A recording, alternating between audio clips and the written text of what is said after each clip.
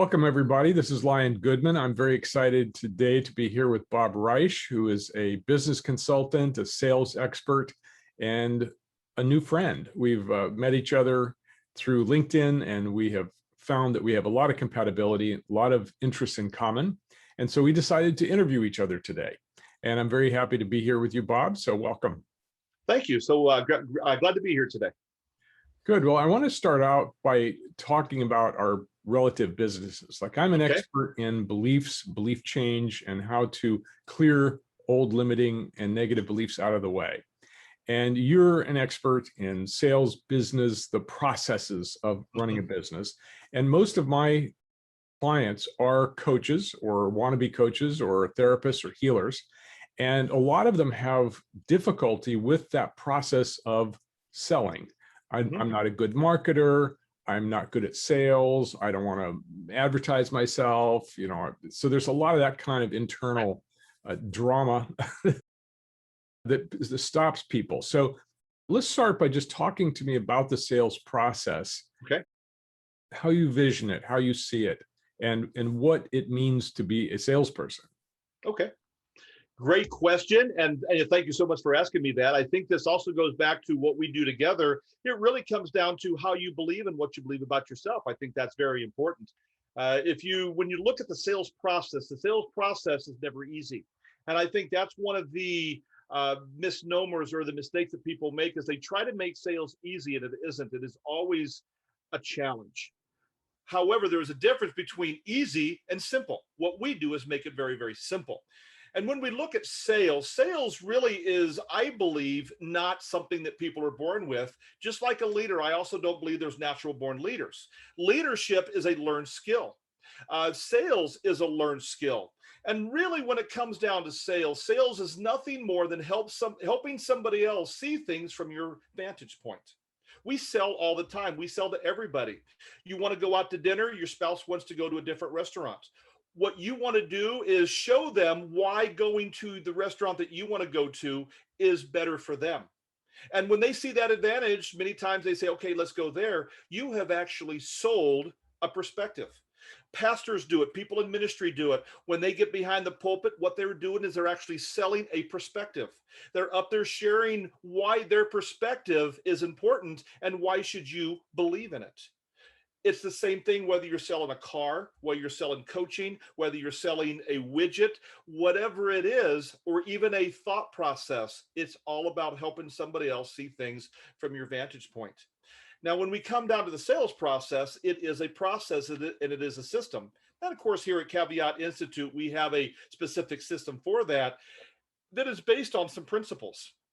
And one of the principles that we focus on is that sales, most of the time over the years, has been based on pain points, has been based on negatives, what's wrong. And what we have discovered is that when a person is asked about their pain points or what's wrong or their problem, people tend to shut down. When people are asked about what they're great at, they tend to talk about their pain points or what's wrong. The key is you have to get permission to ask. And that's one of the principles that we use here at Caveat Institute. Another principle in sales that we use is the person who asks the questions is always in charge. Most sales presentations is based on what we know and what we want to say. At Caveat Institute, we work from a different perspective. We work from a perspective of asking the right questions, asking the questions to help them identify their need, because we also believe that a need does not exist until the person says it. We may know what it is, we may know and be correct, but until that person admits to that need, it doesn't exist. Let's go into more detail about this. Okay. So I'm a coach and I meet somebody who reports that they're having a relationship problem, right? And I think I can help them with that.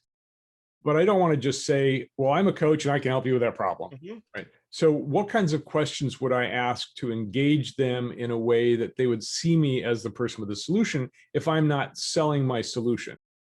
Excellent question. And all too often, that's what people are trying to do is sell the question, and they will see, oh, you're having relationship issues. We have a system that can handle that. We have something that can take care of that for you. in reality, the person may not understand what their needs are. So what we do is we have a system that we actually teach people how to ask the right questions. The questions that need to be asked are not closing questions, they're discovery questions. And you just made the point. It's not about me selling my products. It's about me understanding more about what your need is. And the only way to do that is ask you those questions is, so tell me more about what you're great at. Tell me more about what makes you unique. Tell me more about you. What we find is they will start talking about them, but then they will start saying, okay, this is about me. This is what I'm great at, but this is what I'm unique at. However, and once they go into what's wrong, they have now given you permission to ask about those pain points, ask about what's wrong. Now I can say, Lion, so tell me more about that relationship issue that you have. Tell me more about what you're going through. Tell me more about your difficulty. Now you are telling me about your needs. I'm asking those questions and not trying to put a product or a service next to it. What I am looking to do is provide understanding, so I understand it more, but more importantly, provide value. What is the value that I have that can help you get rid of that need? That's what people are interested in, not my products or services. Those are there to help me provide value. What you're looking for is somebody that understands you, somebody that cares about you, and also somebody that has the value to take away your need. That's great. Now, we know a lot about pain selling. Everybody Okay. talks about the customer's point of pain and Mhm. what's the need and all that. But there's also aspirational selling. It's like, well, where do you want to go? Mhm. What is it do you want to have that you don't have? I suppose that could be a Mhm. pain point. But talk about the difference between pain selling and aspiration selling. Pain selling is when you're asking somebody about what their needs are. And that's where we need to do that because we need to understand that, but we need to get that permission so they're comfortable enough to tell us what those needs are. As far as their goals and where they want to be, that is part of the discovery process because our sales system is focused on 3 points. It's focused on helping them clarify where they are right now, which is only done through the art of asking questions, discovering where they want to be, discovering that destination. And part of that goals is getting them to see and also say, where is their destination, where they want to be, and us helping them see that is part of the process. And then the next step is very simply combining them together. And when we combine where they're at and where they want to be here, then all of a sudden we can now start putting a plan together to help them get there. A great definition of a coach is a vehicle that takes an important person from where they are to where they want to go. Mhm. And everybody says, think of Cinderella, right? So the coach was the vehicle that took the Right. important person, Cinderella, to the ball, right? So that's our goal as coaches, is to help people get to where they want to go. We need to understand them and what their pain is. It may just be a need, it may just be a desire, Mhm. it may be an actual pain that's in the way.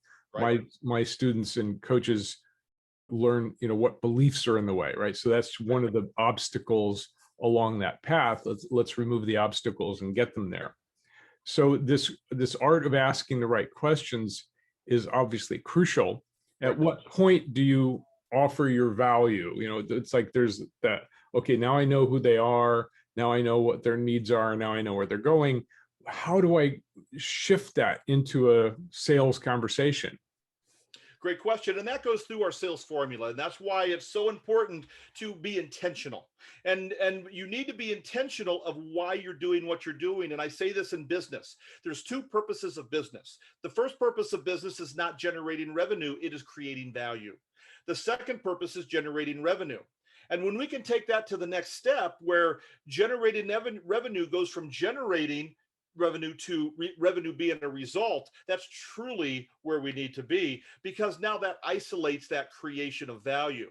And when we create value in the sales process, what we're doing is number one, we're asking the right questions, we're discovering the needs, and then the third element is the value proposition where we're aligning what we bring as value to the need. And the only way to do that is to ask the right questions, is to get them to say their need, because really the person who makes that decision is them. You want them to say either out loud or even in their head, oh, yes, this is my need. I believe this person has the value to help me.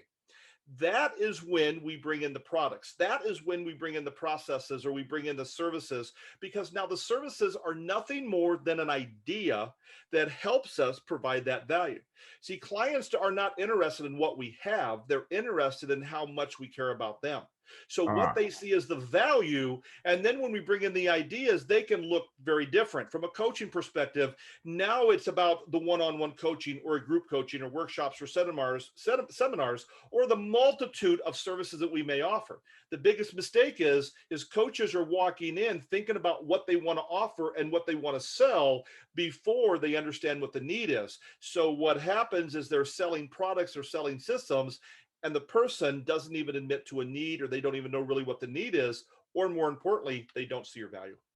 so in the course of this conversation I'm having with you as my potential customer, right? Right. If I'm thinking about what I can do for you or what I can offer you too early in the conversation, then I'm going to be interrupting your flow. I'm going to be interrupting the flow of getting to know you, Hmm. understanding you, and getting, inside your head and inside your feelings.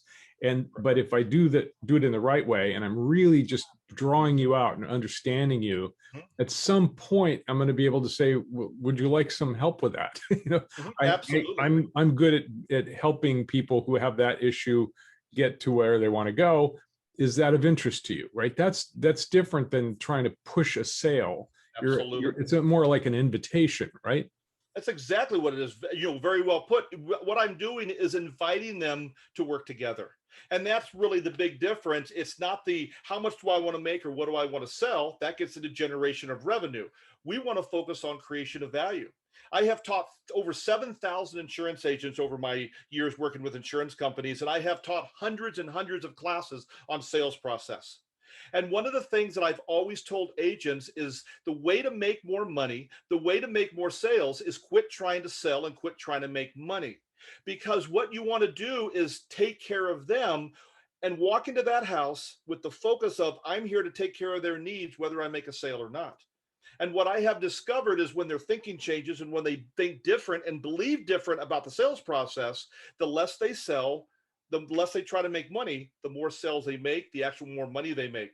But it really is about how they think about the clients, how they think about sales, which is why we teach people to think different, which is one of the areas that we really combine our skills in, is because what we do is very similar in that it is really about up here. And it's really about what is in your thread, what is in the core of what you do.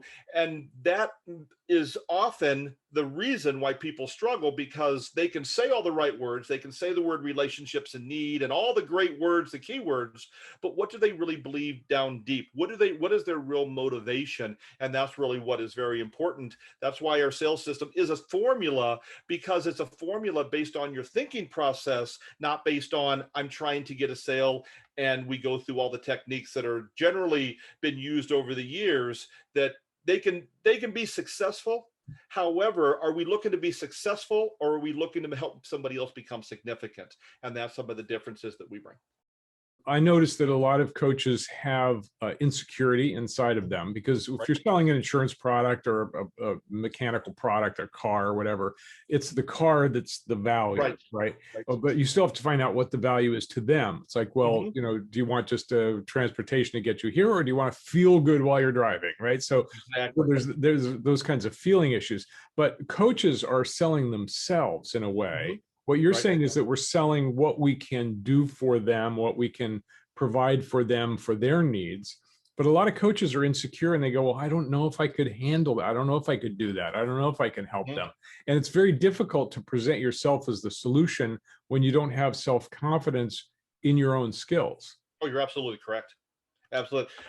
We talk a lot about tangible and intangible sales. Tangible sales is you buy that car and you get to drive home with it. So when you say, what did I spend my money on? You have something that you have, and you have something that you like that gives you that pleasure that you're possibly looking for, or that satisfaction, or take care of that need.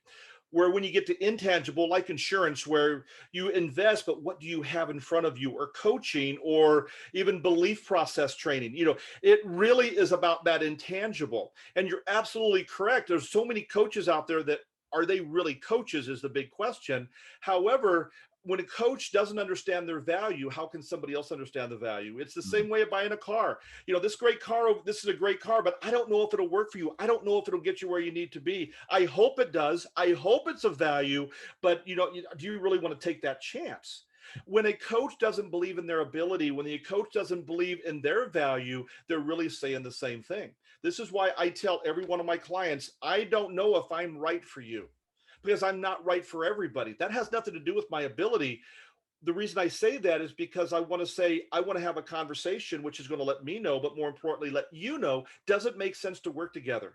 Because I have all the content in the world. I work with Brian Tracy. I have John Maxwell content, integrity coaching. I've been writing my content for 30 plus years. My biggest fear working with a client is not my content or not my ability. It's the fear that, am I going to be able to take what I have and make it clear so they understand the direction that they really need to go? And instead of having that fear block me or cripple me, I use that fear as that driving force to make sure that I am prepared, to make sure that I have the right information that I need, that I'm practiced, that I'm focused, that I'm listening at the right level, that I'm asking the right questions. Because I always say, is the opposite of that fear on stage or that fear in front of somebody is complacency. And when somebody loses fear or loses that edge, they become complacent. And that's where a lot of mistakes are made. And a lot of times people look at fear. The opposite of fear is calm or peace. Really, I say the opposite of fear, the way we teach it, is really complacency. That fear could be a driver or it could be crippled. It depends on how you think about it and how you use it. You're speaking of, how are my skills? And I teach all my students that skills are gained with study and practice. Absolutely. You can't do just practice. You can't do just study. You need both, no matter what you want to learn. Agree. And in my training, what we're teaching people to do, we're teaching them the underpinnings of beliefs, where they come from, how they're structured, how they function in creating your reality, how to change them, right? And then we get them to practice each of those techniques over and over and over again, until they know that they actually can run it themselves, right? That they have confidence in the fact that the technique will work. Exactly. And they know how to use the technique, and therefore they can actually accomplish the goal, which is to clear a belief or heal a trauma or clear out a childhood wound. So it is the practice. That's where the rubber hits the road, right? And when you can see transformation in front of you, and go, wow, the person goes, oh my God, I see things differently. My life is different. The world looks different. You have that sense of satisfaction in that I facilitated that movement, that shift from here to there. I got them to that place where that obstacle's no longer in their way. And that's a wonderful feeling. And so that's really what we're delivering as coaches, is transformation rather than information. A lot of coaches are delivering information. Oh, you could do this, you could do this, you could do this instead. Try doing this. This will help you. And that's not what people need. They need change from the inside out. And if I could kind of build on that, as based on a comment that was said earlier, is as a coach, most people believe coaching is telling. I've heard coaches say it, if you just listen to what I tell you, you will be successful. For so much dollars a month, here's our system, and if you do this, it will work. And I believe that's one of the biggest misconceptions about coaching. Because when it comes to a coaching session, there's really three aspects. Number one, there's the teaching aspect. And that aspect is giving information. And yes, there is that aspect where I say, Lion, sit down, take some notes, be quiet, do exactly what I tell you to do, and reproduce what I tell you, and practice, practice, practice. That's the teaching. That's the giving the information. The second level is the mentoring. I'm going to show you, I'm going to demonstrate to you, and then so copy what I do, and I'll repeat it over and over again. So now you can copy what I do because I'm showing you what you need to do. That's the mentoring side. And I believe the highest level of a coaching session is really the coaching. And coaching is nothing more than asking the right questions. And because the answer is within the person. One of the skills that we have is how to balance those three within a coaching session based on our understanding of them, how we care about them, our passion, accountability, and being that trusted advisor. So there's a lot of aspects to that. This is where so many coaches, I believe, don't understand that, because it is about what I'm going to tell you you do, and if you don't do it, you fail, which is really the opposite. This is why in our coaching practice, we don't do contracts. We do service agreements for that very reason. we go based off of retainer. So everything that month is based under that retainer, and all our retainers are month to month. So if you don't see the value the next month, you stop, which gives me the responsibility as the coach. My responsibility is now to show you the value so you want to stay. So that it's not, the responsibility is not on them to see the value. The responsibility falls on me. And I believe that's one of the healthiest coaching relationships that we can have with somebody. How can people find out more about your products and your trainings and your work? Thank you so much. I would say bobrish.com, BOBREISH.com. All of my information on there, all my links are on there, my phone number, my email. You can get a hold of me by hitting contact and filling out the contact page. That's one of the best ways to find out a little bit about who I am and a little bit about the directions that I go. One of the greatest documents on there, I believe, is called What to Look For in a Business Coach. And I ask you to download that document. So when you're looking for a business coach, there's 8 parameters on there that every business coach should have. Whether you're considering me or somebody else or other people, what I want you to do is pick the right coach for you. And that's a great tool to be able to interview each coach to see what level of coach they are and are they best for you. I also encourage you to follow me on my LinkedIn page. My LinkedIn page, you can find it by Bob Risch or Robert Risch. Go ahead and follow me. There is new value each and every day on my LinkedIn page that you can get benefited each and every day of the week. And then last but not least is my podcast. It's called Here's the Caveat. And there each Tuesday, a new episode comes out that talks about being an intentional leader. You can find that by typing Here's the Caveat into Google. You can find it on my website, my LinkedIn page. It's all out there. There's over 120 episodes on there that talk about how to be an intentional leader, from anything from referrals to leadership to sales to being a coach to being a great leader. So those are some great resources that you can find really quick. My website, LinkedIn, and my podcast. Coaches often don't think about themselves as leaders, Right. but really they are leading themselves in their business, and they're also leading their clients to a greater goal, a greater value, right? Right. Leadership is where it's at. I mean, we all are leaders. It's just a matter of what kind of leader are we. We strive to be intentional leaders. We strive to be navigational leaders, because our legacy is not what we do while we are here. Our legacy is how we help somebody else become significant for future generations. Because the mark of a leader is not made when the leader is here. The mark of a great leader is made when that leader is no longer here. And the question is how has their leadership been invested in that next generation? And that's what we strive to do here at Caveat Institute. That's beautiful. That's succession. And succession is when we pass on our skills and abilities to other people and help them achieve their own leadership. And if all of us are leaders, where do all those followers come from? There's so many people out there that we all have enough people around us that we can be significant in many different ways. And I believe the significance doesn't come from not about the skill sets and the abilities. The significance comes from our intention. And do we really want to invest in someone else? We're not all right for everybody, and everybody learns different from different people. So somebody might learn something from you, may learn something from me, but really it comes down to my intentions. And so many people are focused on being successful. Successful is great. I want to be successful. So do we all. But successful is about me. When you strive to become significant, significant is about the other person. You can be successful and not significant. But when you are significant, you are always successful. That's beautiful. So one last question, Bob. If I'm a coach, I'm an individual entrepreneur, solopreneur, and I want to learn more about selling, about this process that you're talking about, what's the one product or service that you offer that I should look into first so I can get the value you offer? bobrisch.com/sales. You can find it on my website you'll see it as my sales process, but if you want to get to it quick, bobrisch.com/sales. Give me a call. I'll answer any questions that you have. I believe the first step is let's have that conversation so I can ask you about 4 questions, which will let me know, but more importantly, let you know, does it make sense to work together? And our sales system it's a process, it's a system, it's very systemized. It's the same system that we use each and every day. That's why I can guarantee that it works, because I use it in my practice. My clients use it. Who can guarantee that it's going to work for them is the effort that you put into your future. And when you invest in yourself and you invest in your future, it's amazing the heights and feats that you can accomplish. Remember, there's no such thing as a natural born salesperson. There's no such thing as a natural born leader.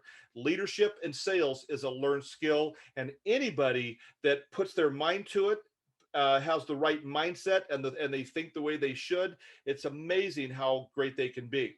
And the last comment I'll say is this: it's often says that insanity is doing the same thing over and over, expecting different results.